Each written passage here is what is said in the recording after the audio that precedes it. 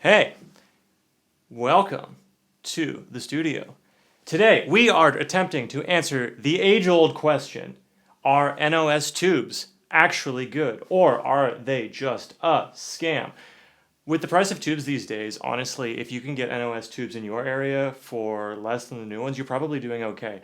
I'm really lucky in that there is an old guy who owned a radio/tube store way back in the day and now just has a seemingly inexhaustible hoard of NOS tubes for sale on my local Kijiji. So that's what I got today. So what are we doing? So we have today 1972 Telecaster refinished in black at some point.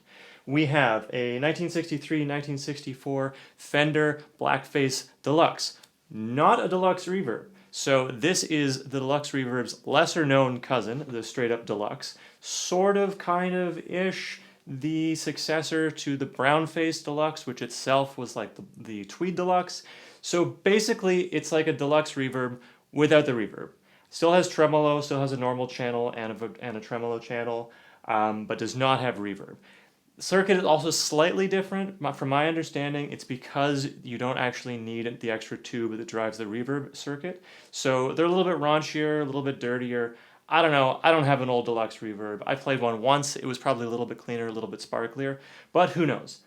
So this amp was an interesting one. I bought this on Marketplace from some older guy who kind of didn't know what he had, but also didn't really know what kind of condition the amp was in.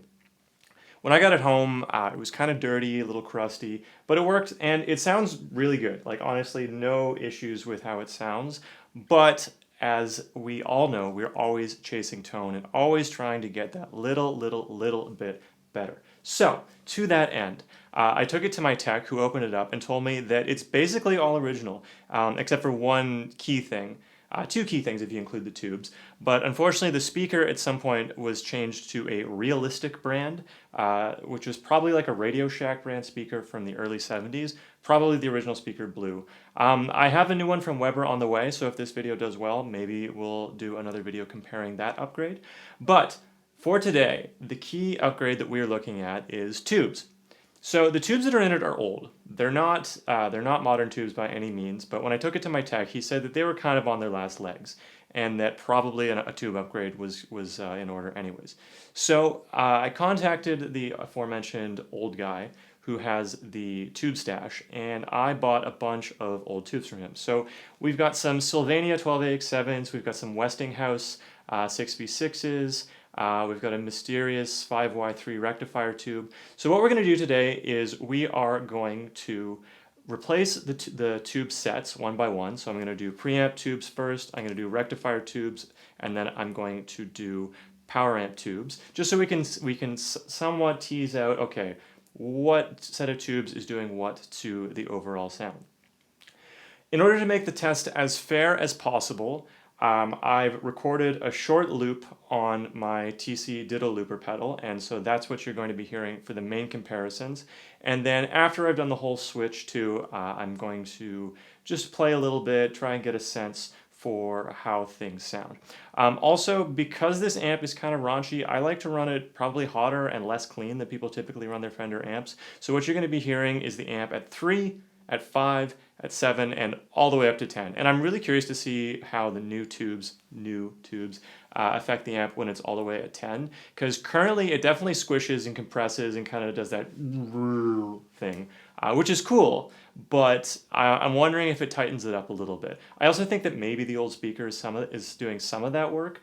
Other thing that I'm curious about, this amp is not crazy loud. Like you can turn it on 10 and you don't, I mean, I'm sure my neighbors don't really like me, but it's not like running a Marshall or probably even like a modern deluxe reverb, because the speaker's kind of inefficient. Wondering if maybe the crappy tubes are playing into that as well. So I don't know, let's find out and see how it sounds.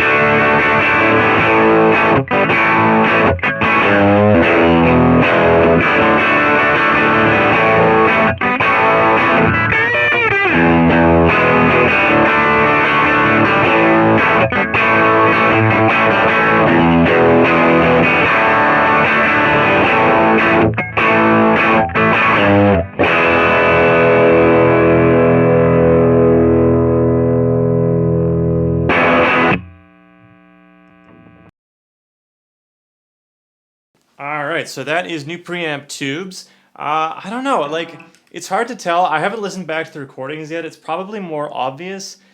Listening to the loop get played through, it kind of sounds like maybe there's a little bit more clarity, a little bit more roundness, but it's hard to say.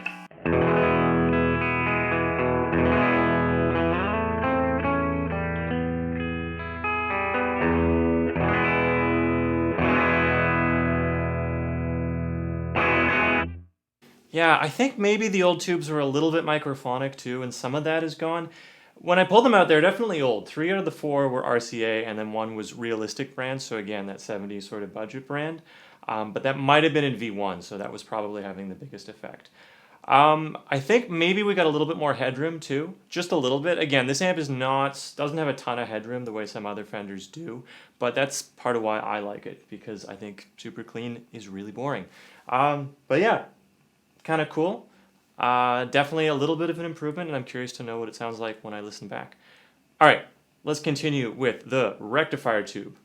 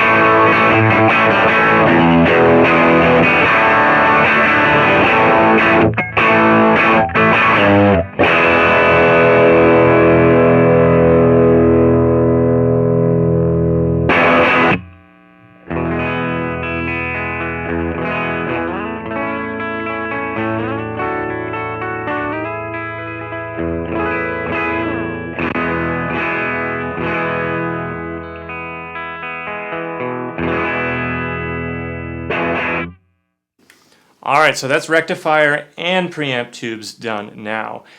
So interestingly, when I was pulling out the tube and I checked the tube chart, it seems that, okay, I'm gonna have to check this because who can actually remember the names of different power tubes?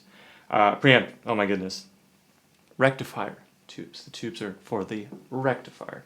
Okay, so the tube chart says GZ34, GZ34 in Canadian. The tube that I pulled out is this guy, which is a Marconi branded 5AR4, so already not exactly the same thing. And then I guess the tube that I bought is a 5Y3. Now the internet tells me that a 5Y3 should have a little bit less voltage and more sag. I don't know if I heard that entirely. Maybe when it was cranked up all the way, it was like a little saggier, but man, this amp, people think of Fenders as clean, especially Blackface Fenders as clean, but I mean, I think you're hearing, especially when it's cranked up, like this thing roars, and even right now, this thing's on 3.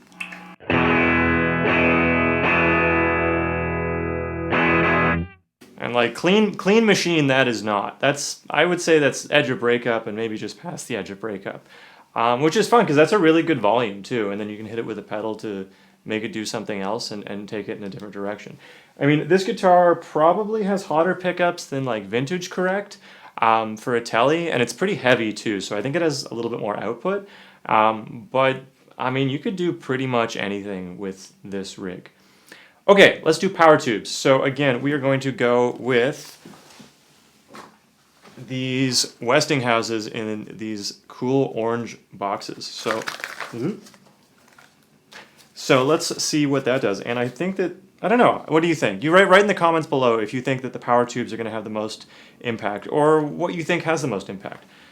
Let's find out together.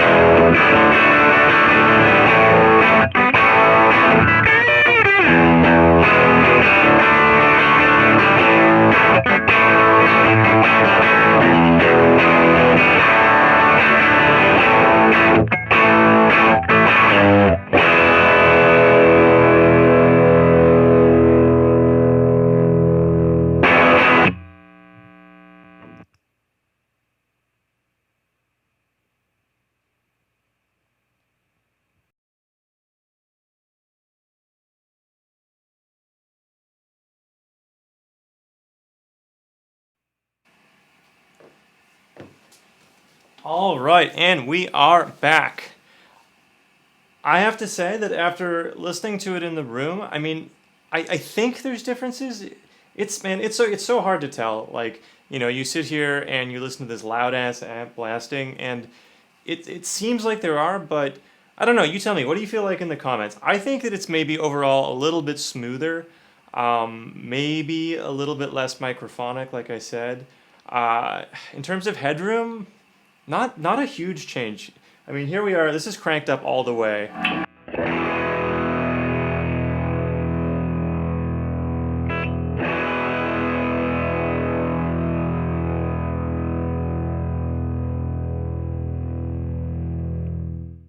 Like, it's definitely doing that sag thing where it kind of compresses and then blooms a little bit, but maybe a little bit less, so maybe we did buy ourselves a little bit more headroom. For what it's worth, I know that my tech dropped the plate voltage a little bit when he worked on it because he was afraid that the tubes that were in there were going to blow at the voltage that it was set at. So maybe if now you went back in and upped the plate voltage again. I talk about this like I have any idea what plate voltage even is, though. And if you're watching this, you probably don't either. So, I don't know. At the end of the day, like, the amp sounds fantastic, and was the upgrade worth it for, I don't know, how much was it? $150, something like that? Like, I think more what I'm buying than any real increase in tone is an increase in reliability. I'd like to think that, like, with these newer tubes, I can probably play this thing on some gigs that I have coming up and not worry so much about the thing going down on me, because that's always a worry with any gear in general, but especially gear that's 60 odd years old now. So I don't know. You tell me what you think. Let's just play a little bit.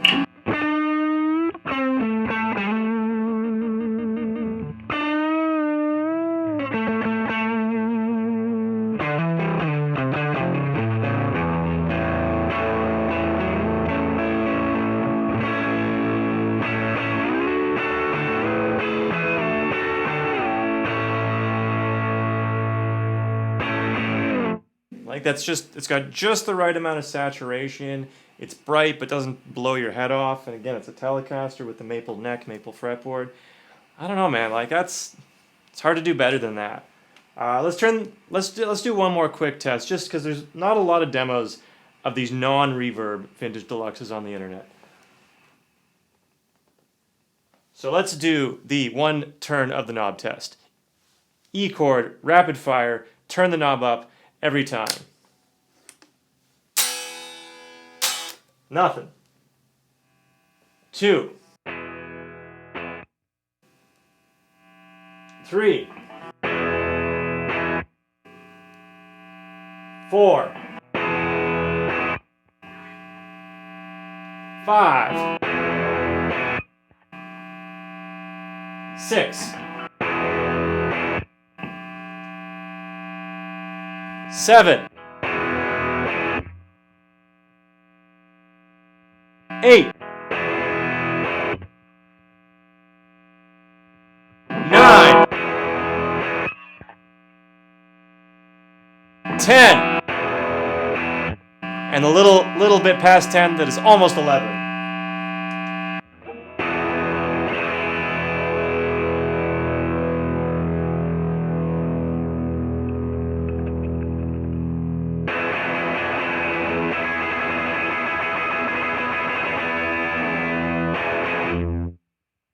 Thank you very much for watching. If you like what you've seen, please leave me a comment, because if I get some more, I got some pretty cool vintage gear and I'd love to share it with all of you.